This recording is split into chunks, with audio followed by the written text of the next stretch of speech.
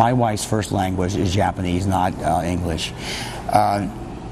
They simply asked her a lot of yes and no questions initially, and the first question that she did answer was this a hoax? She said yes, and I want this very clear.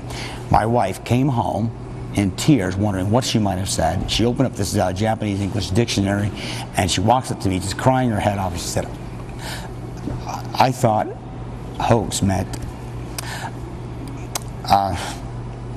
an exhibition.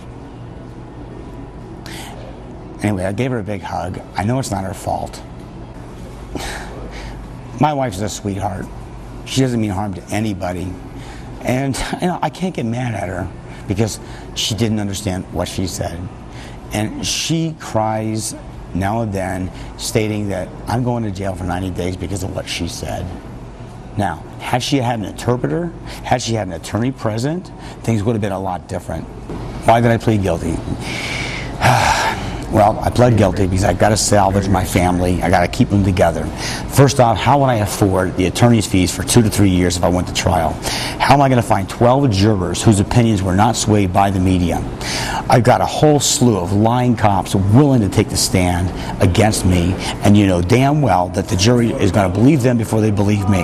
Now, given all that, I'm looking at the possibility of getting a felony for my wife, and she'll be deported out of the country. No. And we thought the best way out of this thing would be to take the friggin' 90 days, if I get 90 days, and then fight it later. You know, at least I got my family together. You know? Now, I'm here talking to you now because I've got to restore my good name so that I can go back to work. I've got to support my family. And that was the other issue, was how would I gain work for 2 to 3 years during a trial process? Who's going to hire me? That, you know, while everybody thinks I'm guilty. Okay, so in this country, it just seems like, especially in this case, I was guilty before proven innocent.